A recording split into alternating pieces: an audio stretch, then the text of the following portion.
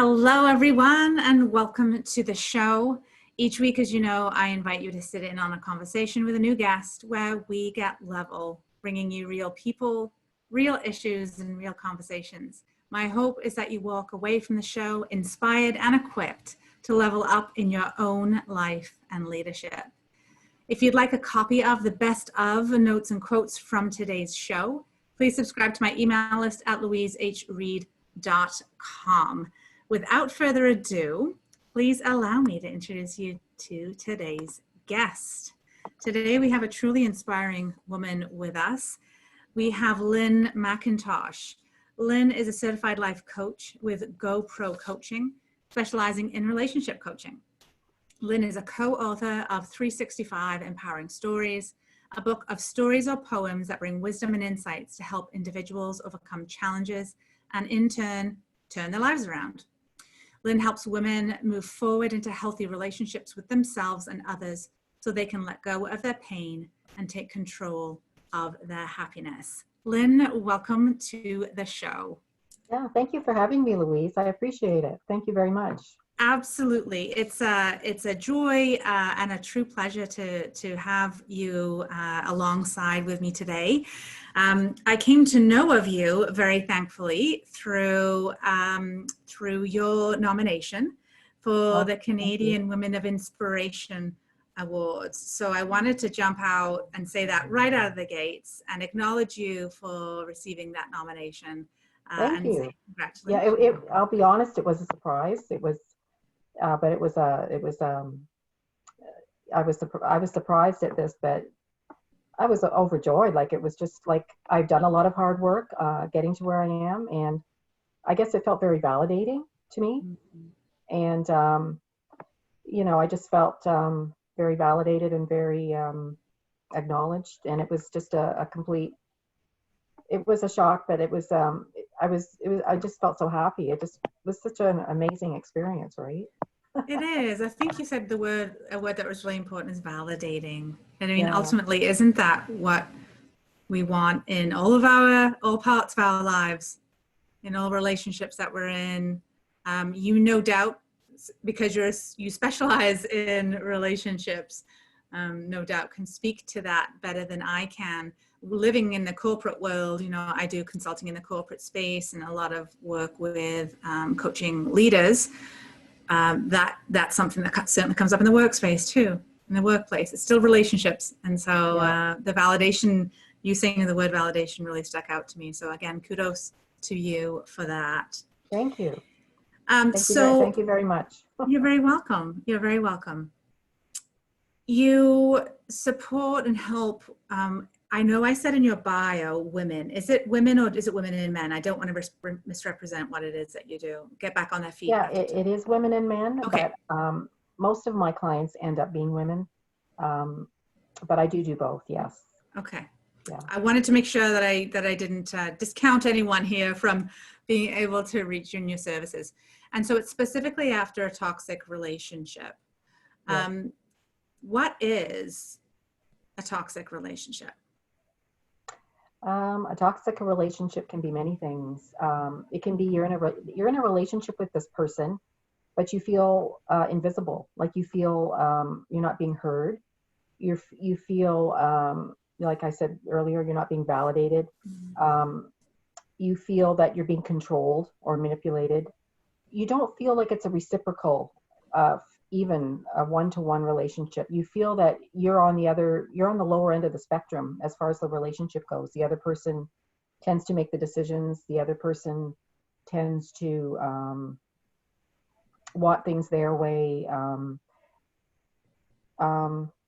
It can be a variety of things, but toxic means it's just not a healthy relationship, right? Mm-hmm. And it's not that healthy reciprocal back and forth relationship that we get with healthy relationships. Like, I hear you, you hear me.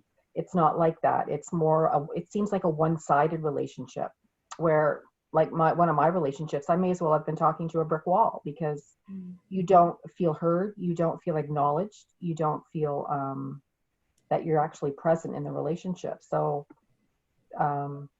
it's a very unhealthy relationship, and it can cause feeling depression, anxiety, confusion, things like that. So thank you for sharing that. I mean, I think we can all possibly say what the word toxic means, but in the context of a relationship, I imagine if one is in a toxic relationship, it can be difficult to identify that you are in one. Yes. Sometimes you can, it starts to get in your head, gee, this relationship is not good. But a lot of times, it's with someone called a covert narcissist. It's sneaky, it's hidden. So you don't even know that you're in this. You think it's okay, but it's not. And it's sort of sneaky and it's hidden. And it can go on for a while like this, where you're not getting the overt signs, like you're not getting these in your face signs that this isn't good. It's like a slow progression of toxicity. So what will happen is, say you go for 2-3 months like this, then all of a sudden one day it hits you. Oh my gosh, like there's something off here. Like with this person, you usually feel there's something off. There's a little bit something not quite right.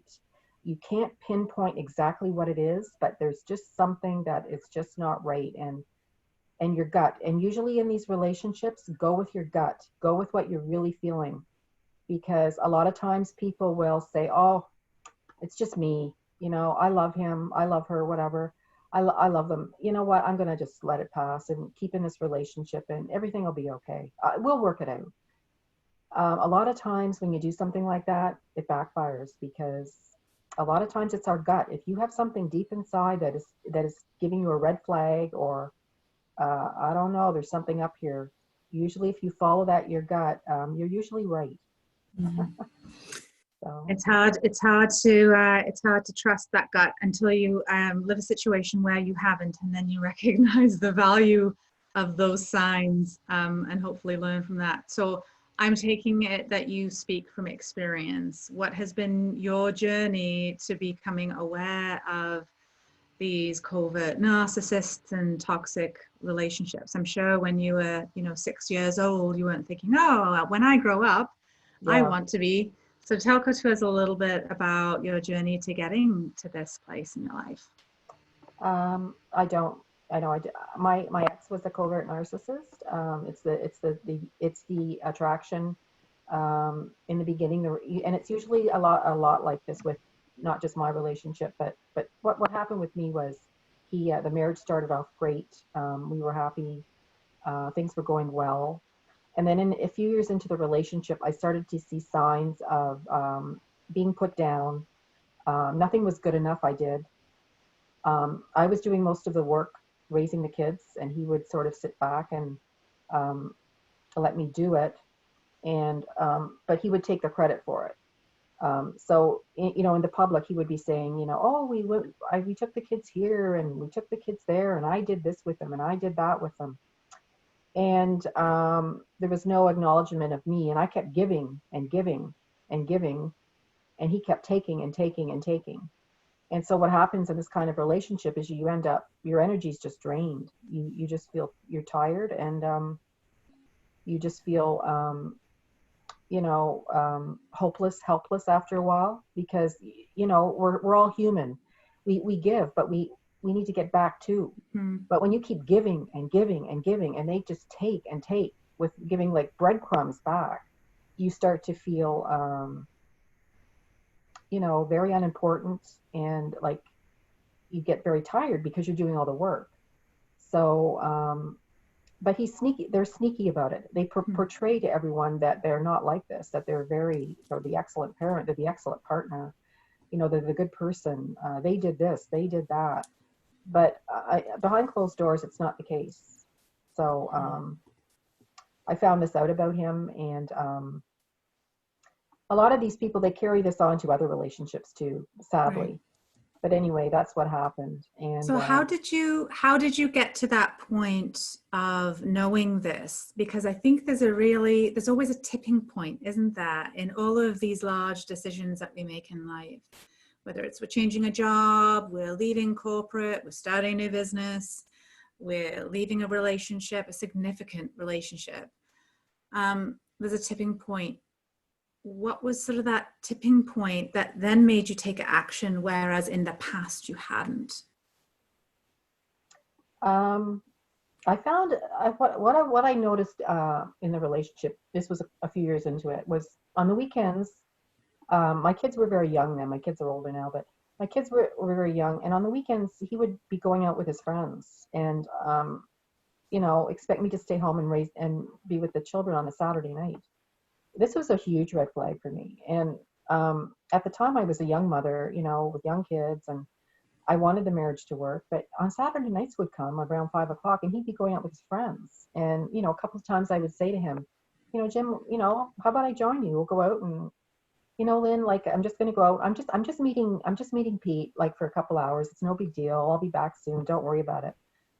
So back then, I sort of like, I let it go, and I was hopeful about our marriage. I was hopeful that we were going to work everything out.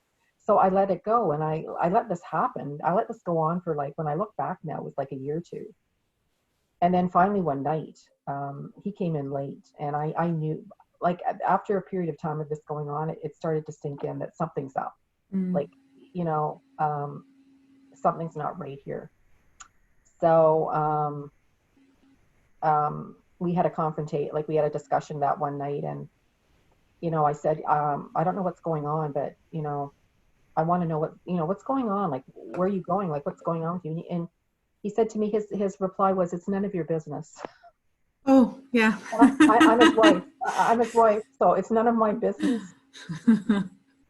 So I knew that was a huge, like, that was, in fact, that was sort of the message that my marriage was pretty much shot, and it took a period of time to build up to this point. But, and I was like everyone, I got into my marriage thinking, oh, divorce could never happen to me. Mm-hmm.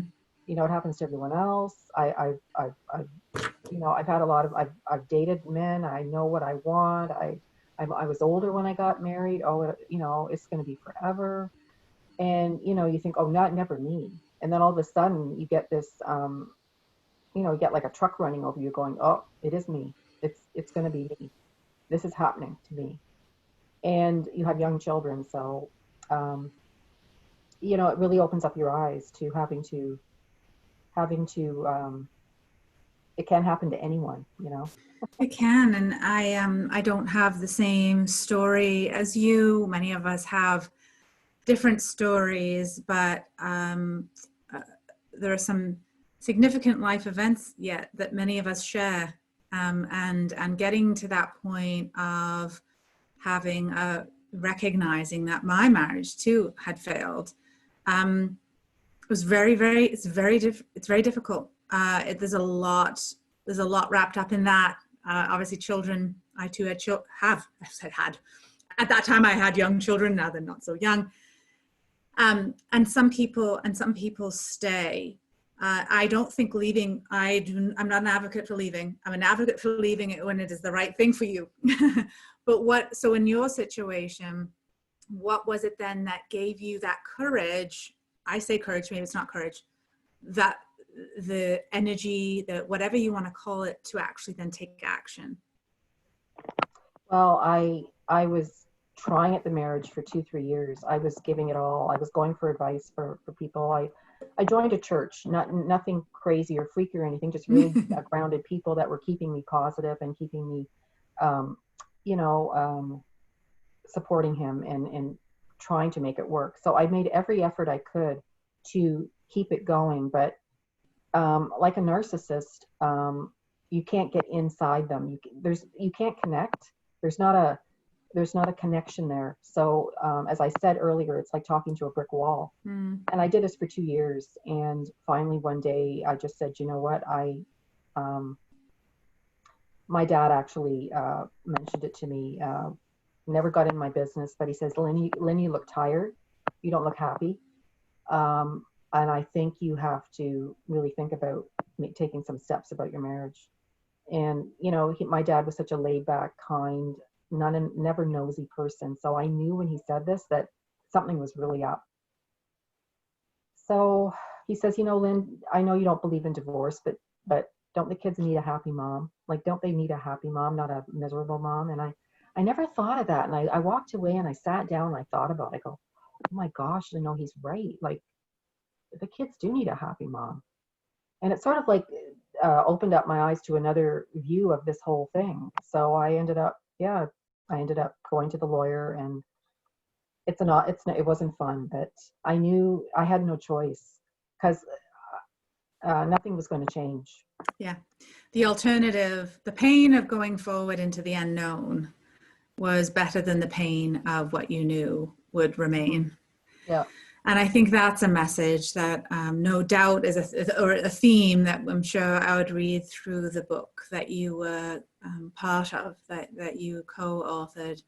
And I myself had the luxury and good fortune of being part of a collaborative book as well, just recently in July.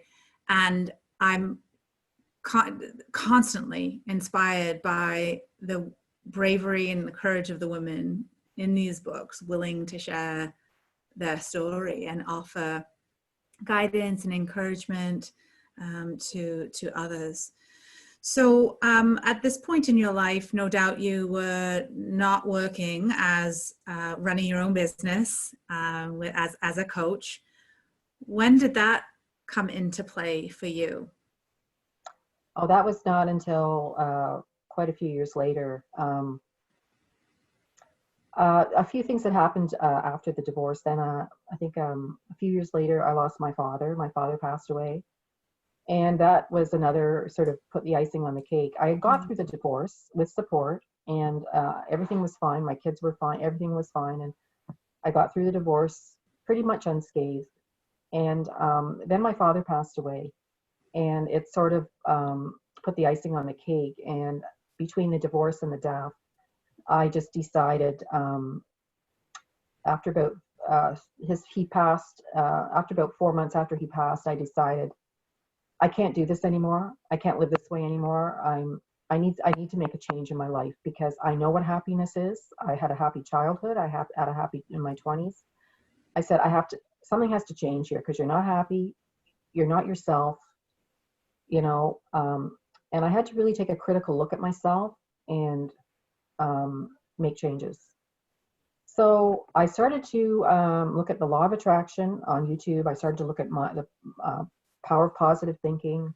I started to look at ways to, goals, how to, if you have goals in life, how to achieve them.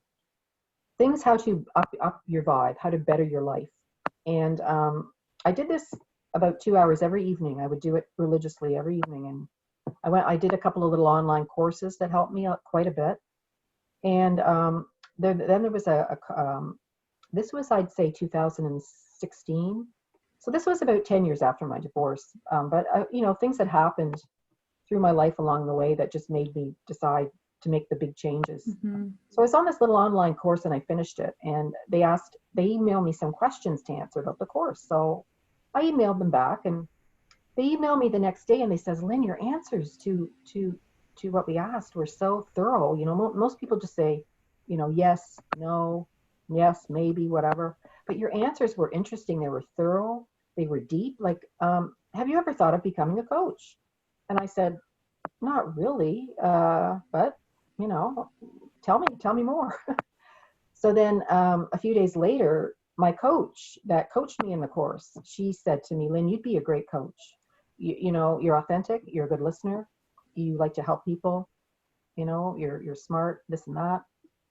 I said, really? I said, I had someone say that to me a couple of days ago. Like, this is weird. So then the first man that said about me being a coach, he says, we have a head coach here at our company. He's worked with, he's a big shot in the States. He's a coach for a network marketer down there.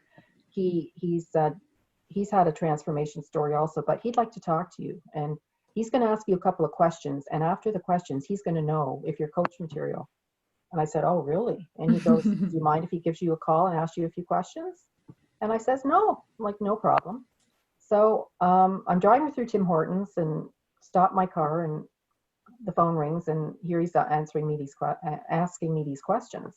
I answer them, and he goes, Lynn, I'm going to ask you a question. He said, have you ever had anyone say to you through your life, Lynn, I have a problem and I don't feel I can talk to a lot of people about it, but I feel I can talk to you. I can trust you. Do you have a couple of minutes? And I said, how did you know that? I said, I have had that said to me. I said, how did you know that? You are spot on, right? And he says, I can just tell. And I said, I thought this guy was reading my mind, right? And I said, this is amazing. This is so right on. And he said, he says, you know what? You'd be a great coach. I'd love you to come on our team and become a certified coach and this and that.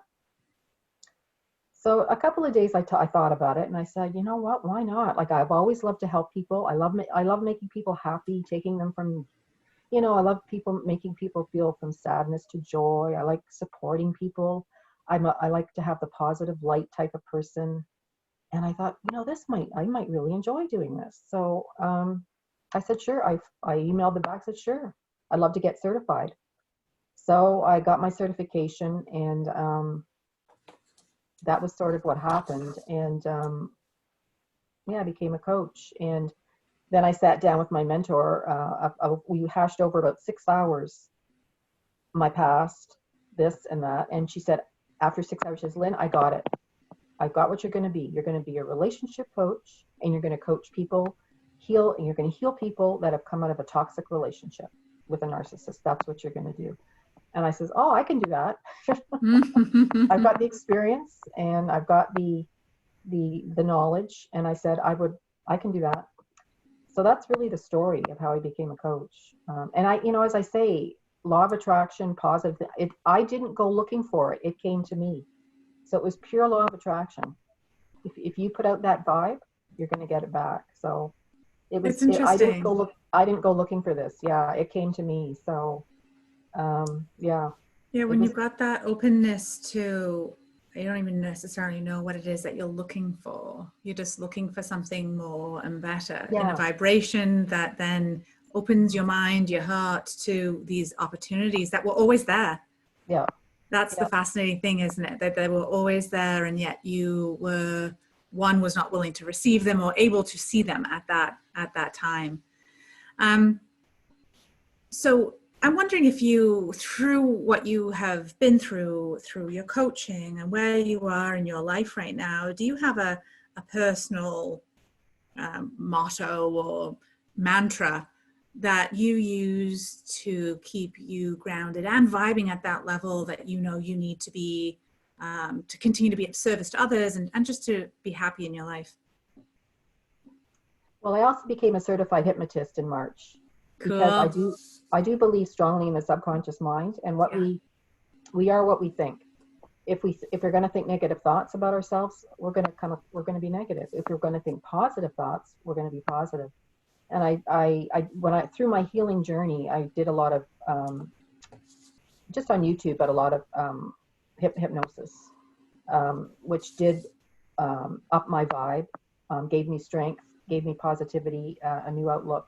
And I definitely do believe in the subconscious mind. So what I would say is work on what's inside, and a lot of, work on taking yourself from that feeling of negativity, or I'm not good enough, I'm not worthy, I can't do it, oh, this will never work, to you can do it. And we are much stronger than we think we are. We put ourselves down way too much. And I know this for a fact. I've had to overcome some hurdles, and I've wanted to overcome some hurdles, both. So we are much more capable of something than we think we are. And it's the desire. The desire is 90% of it. If you have a desire to achieve something, or to change a mindset, or to have a goal, if you have that desire inside, that's 90%. Like with a narcissistic relationship, if you say, oh, I'll never heal from this, I'm going to be depressed for the rest of my life, then that's what's probably going to happen. Mm-hmm. But if you say, I'm done with this relationship, and I'm going to create great things, and I'm going to have better relationships, and I'm going to stay away from these narcissists, and then that's what will happen, right? Because It's our subconscious mind. It's what we're saying inside. So you just, look to the positive people, think positive thoughts, um, and try something out of the comfort zone, maybe twice a week, something that you never thought you could ever do, or I'll never do that. I'm not going to try that. Try it, do it. You'd be amazed how much we can achieve and how much we can do, And how much joy that can also Mm-hmm. bring to your life. Mm-hmm. There's a saying, and I don't know where this is from, but one of the bike instructors, I've got a Peloton bike. So one of the Peloton instructors was saying this yesterday, so I was reminded of it. Energy flows where the attention goes. Is that right? Energy goes where the attention flows. Yeah, energy flows where the attention goes. And so I was just reminded of that as you were sharing, because that's really what we're talking about here. And it's such a powerful thing. If you think you can do it, you're probably right. If you think you can't, you're probably right. Either way, you're probably right. So it starts, thoughts do become things. And narcissists are wounded people. They've been wounded in their life, and they haven't dealt with these wounds, and that's why that's why a lot of them are the way they are, because it's a projection. Like, they haven't dealt with what's inside, and a lot of them are incapable of looking inside and saying, you'll never hear a narcissist say, "I'm so sorry I hurt you. I apologize. I know what I did, and I'm going to make it better for you. And I care about this relationship, and you're going to see a whole new person." You're never going to hear a narcissist say that, because they don't go inside, and they don't want to change. They think that what what they are doing is right. So the narcissist isn't going to change. The only one that can change is you. It's sad, but it's your responsibility to change. They won't do it. They won't do the work. So, but it is, you said it already. I mean, you can lead a horse to water, but we know we can't make it drink. And it's the same sort of thing. There's two people in this relationship, and you can't, if you need a dance partner to do the tango, you can't do the tango on your own. You got to do it with your partner, and they've got to be willing to show up. Mm-hmm. So I know you've mentioned, I'm interested in sort of your approach to leading and guiding and supporting others from their pain to then take control of their own happiness. That it typically starts with themselves. The relationship starts with themselves, and then we look probably to the relationship that you're in. Can you talk to us a little bit about your approach to working with individuals? I have a 3-month program that my clients go through. It's called Toxic to Terrific, and it's a 3-month program. Each month has 4 modules. So the first module is we just have a Zoom call. It's all about them, and they talk about how they got to where they are and their situation and the narcissist in their life. They let it out, right? And another thing is, if you're not going to let it out, if you're not going to talk about it, then you won't heal. If you're going to keep it inside, I don't want to say that, or I don't think I should say, you're not going to heal. So we have a Zoom call. The first call is just about my client and what they've gone through and what got them to this point and what changes they want to make. And then, so my first section is on the past. The second section of the course is on the present, and then the last section is on the future. So we work on self-care. We do some hypnosis. We do goals for future relationships, goals for your future career, goals for how do you want your life to change? What changes do you want to make? How do you want to come from this point to having a whole better life in 3 months? Mm-hmm. How can we do that? And what does this? And each client has different goals. They have to, each client has different needs, right? So that's what really it is. It's the past, then we go to the present, and then we go to the future and what they want. That. Yeah, I love that. What a powerful way to heal, and then create what it is that you want for yourself. So no doubt you have a lot of goals. still in your life to achieve. But to date, what accomplishment are you most proud of? I think over having knowledge of narcissism, and when you know, knowledge is power.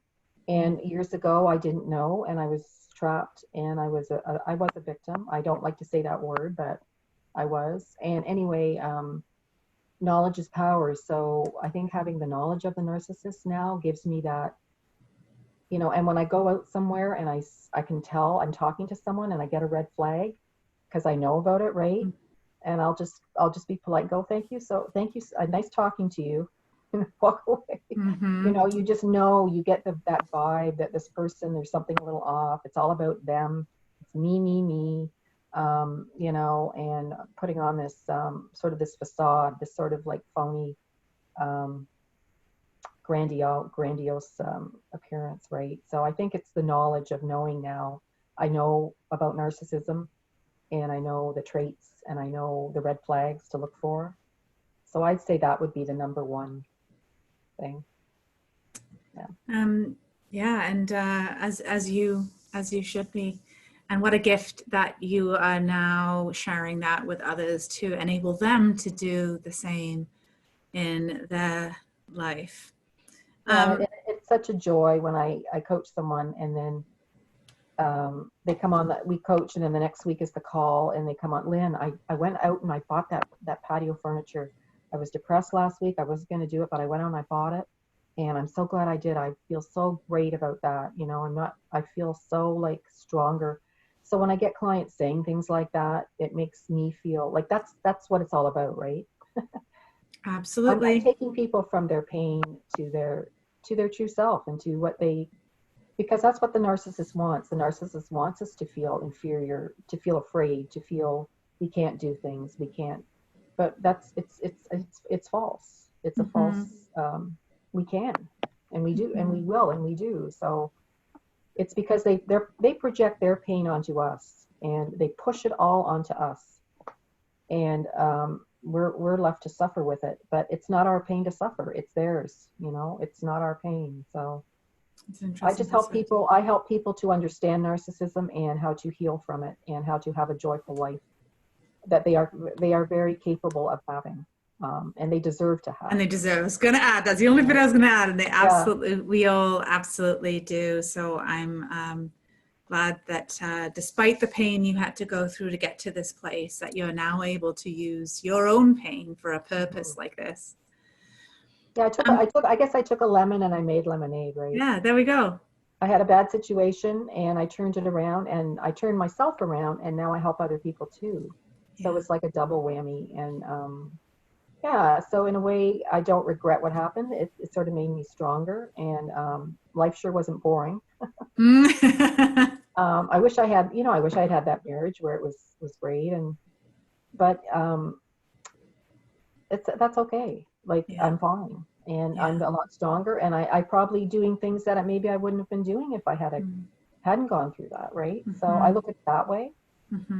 And like myself, the positive thinker, I just try to look at the positive side of it. And yes, it was painful, and I went through a lot of, difficult times. But I also have had a lot of joy in my life too, and I've had a lot of I had a great parents.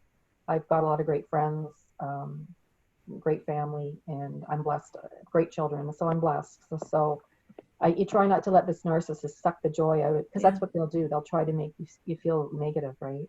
Yeah, and live in that space. Yeah. And so not wanting to stay in that negative space, and I know you've taken, as you've shared with us, great action and intention not to be in that space. What does make you feel inspired or like your best self? I guess, like as I said, coaching my clients and seeing the transformation in them is great.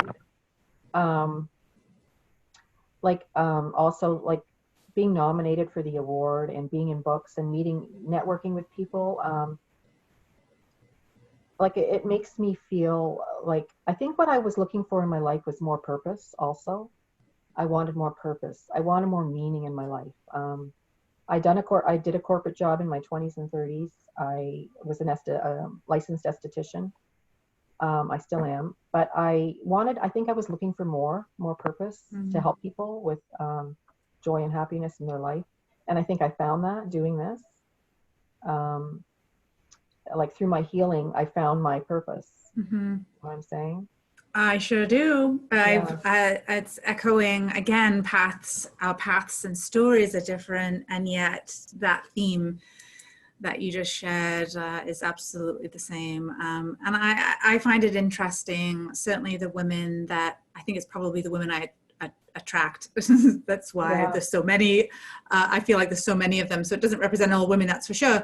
But a lot of women in their early 40s, I mean, I myself was 40, they really do get to that point that they're having these moments of reflection and thinking, wow, this isn't what I wanted my life to be. This isn't what I expected. And at that point in their life, and certainly the way society is now, have the ability and the support to be able to make different choices without being ostracized or outcast. Certainly there are groups that may end up feeling that way, depending on, I know there are always situations that where a family dynamic or a religious dynamic, I'm sort of not referring to those, but we really are able to take more charge in our lives as women in 2020.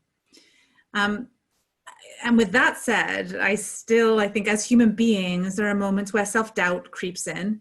You're a woman who has taken significant action in leaving a toxic relationship, in leaving corporate and starting her own business.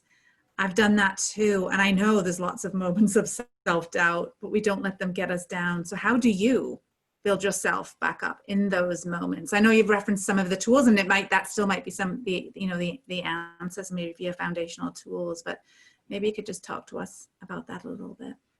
Yeah, I think through my healing journey, I know I've developed a strength that I know I am capable. So when I do tend to fall back and I start getting questioning my abilities and self-doubt, and I think deeply. I might go to a YouTube, a couple of videos on how, some of the psychologists or psychiatrists or whatever, the professionals on how to, like, when you start to doubt, get those little negative thoughts. I have coaches. I have my own coach. I have a couple of people I reach out to if I start feeling a little bit punky or on the negative side, I reach out to them, and they're very deep, and they've helped me along my journey. So they'll often give me that little push or that little nudge, like, it's okay, Lynn, like, I'm hearing you, but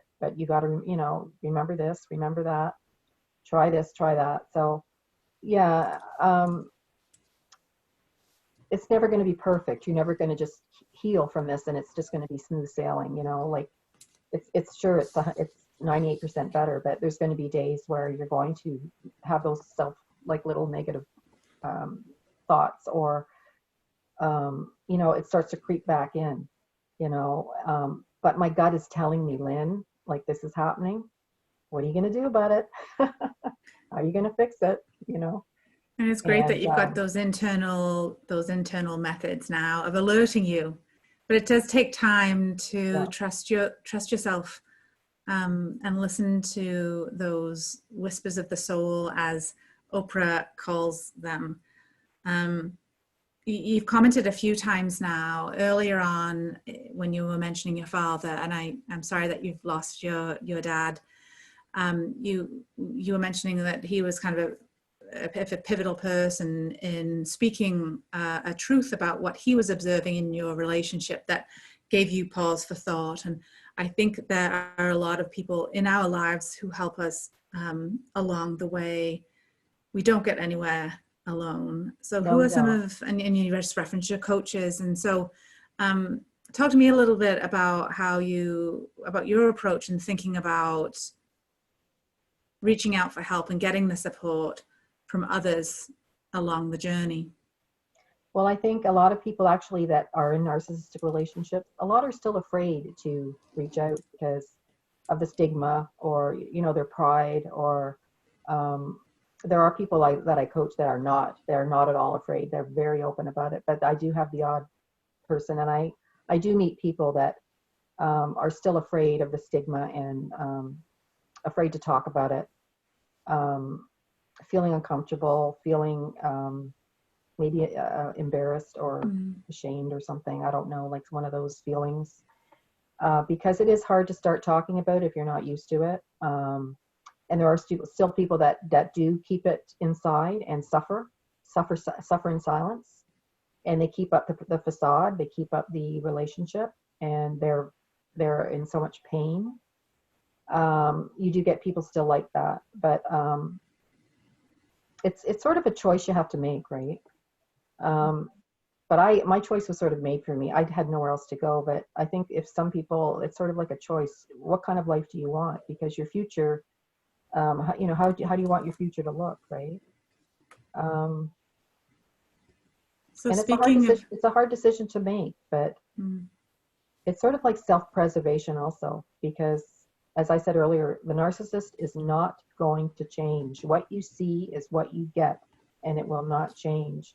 So you have to put that in your brain, and you have to say, okay, so where am I going to be 6 months from now? And I say this to my clients, or not to my clients, but my when I do my discovery calls, I say, so, like, let's look at your situation. So if you don't change, if you don't want to do the healing work, where are you going to be 6 months from now? Think about it. Where will you be? Like, what will your life be like? And they'll go, gee, not good.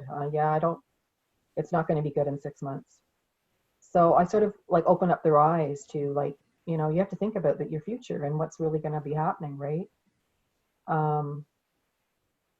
Speaking of your future, looking at your future, what's next for Lynn? I think a lot of things have come up for me. Like, as I said, I've met so many great people, and I've the nomination and all these I'm just so grateful for all these things that have happened to me that I never expected. But I think just, meeting more new people and along the way, and, people that see what I do and they go, Lynn, like, I'd love you to be like yourself, I'd love you to be a guest on my show. And it's such an opportunity to get out and to be able to share what I know and how to help people, and, having new experiences and helping people and learning along the way and learning from others, and, taking that life I used to have, and now I look at the life now, and it's just like such a different life. It's just amazing. So, a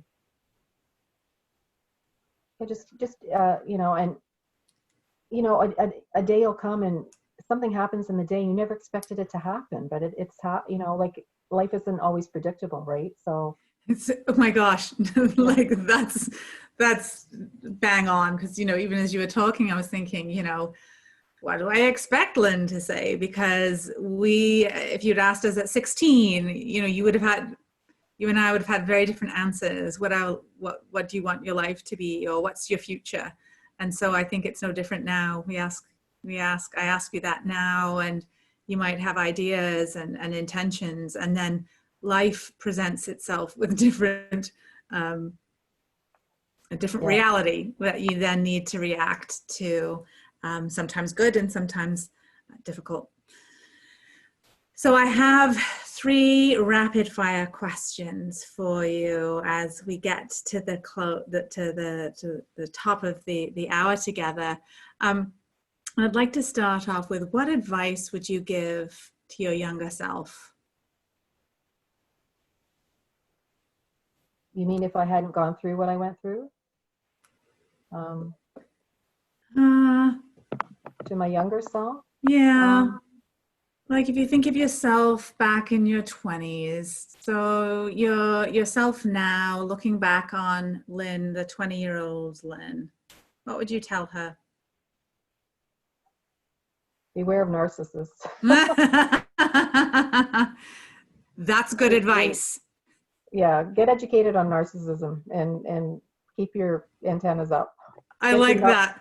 Get your narcometer or your narcometer. You get your narcometer on. Good advice. Other than your own book, of course, do you have another go-to book or podcast? I know or YouTube. I know you mentioned YouTube, that you utilize that a lot. Yeah. I listened to, I went down actually to Dallas, Texas in January. He's a psychotherapist. He's on YouTube, Les Carter, and he does a lot of, he's been coaching clients that they're not the narcissists. They're the ones that have been, like myself, been affected by the narcissist for 40 years. So he knows a lot about, he's a psychotherapist.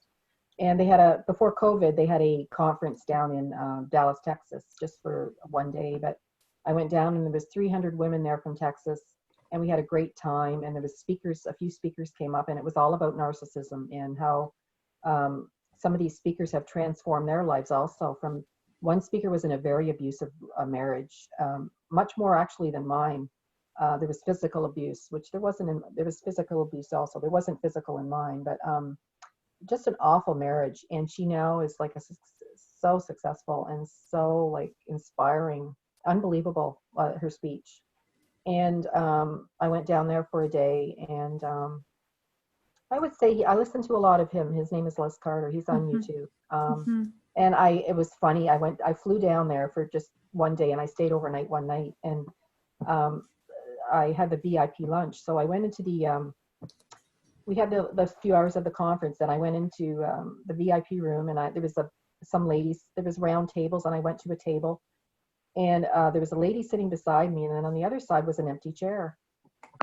So 10 minutes later, who walks in but Les Carter, and he sits right beside me. I'm like, I came to Dallas for a reason. And this is actually like a perfect example of kind of what we were talking about just a moment ago when I said, what's next for Lynn? When we put ourselves in these situations that you were saying as well about you want to continue to grow and meet new people and network and learn and step out of your comfort zone, you find yourself in these situations sitting next to Les Carter where you couldn't have planned that. It just is the way that when you show up with that kind of intention and hunger for connection and hunger for living your purpose, these kinds of things surface and show up. He came in, I look over, and he's sitting down in the chair beside me. My heart, I go, I'm in Dallas for a reason.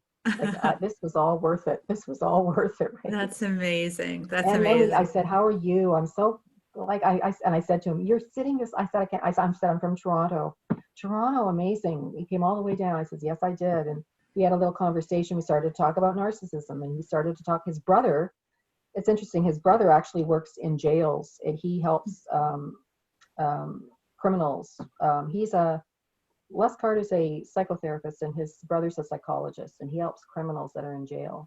And how it's funny, the two brothers went into this type of thing, but he was talking about the narcissist and how they portray this false, I'm better than this, I'm better than you, I'm this, I'm that, and it's just a false affront, And I'm getting it right from the words of the man right sitting there, and I'm thinking it's just amazing. And we were all looking, listening intently to him at the table, right? Hanging on to every word. Yeah. Yeah. But it's quite the thing. Yeah, it's fantastic. And then my final question, what does the world need more of? I think right now we need we need more kindness. We need more empathy. We need more being able to put ourselves in someone else's shoes. We need to just be plain and simple, kind and softer. We're very hard now. We're very hardened, and we don't always put ourselves in the other person's shoes. I know I do that a lot. If someone comes to me with a really, bad, sad story, I'll put myself in, I'll picture myself like that, and I'll think, gee, how would that affect me?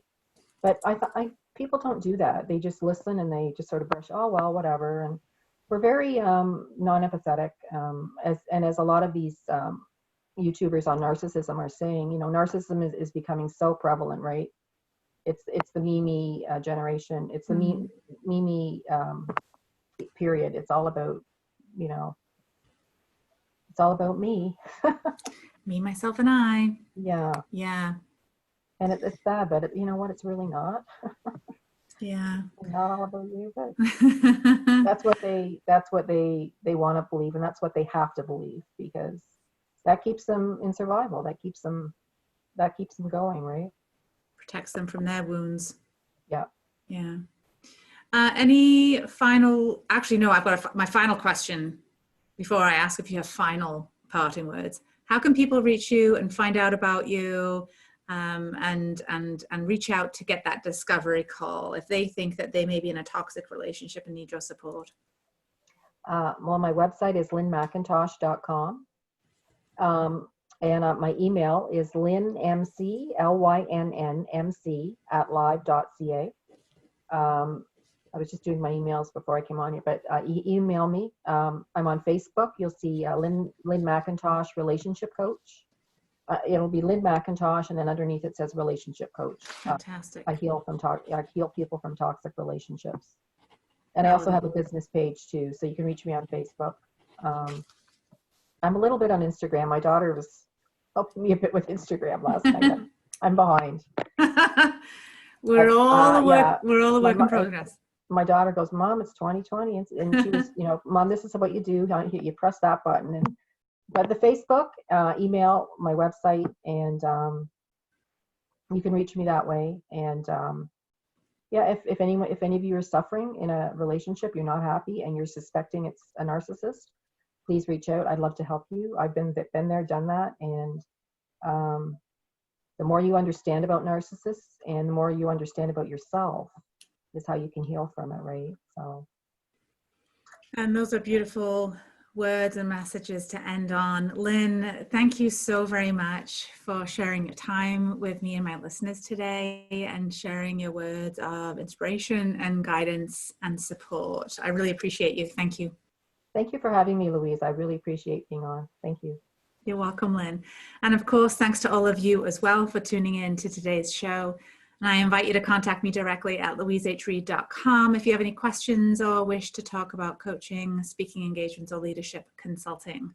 Let's all live inspired, grow together, and be brave, be bold, and be happy. Until next week, I'm Louise H. Reed, wishing all of you an amazing day. Goodbye, friends.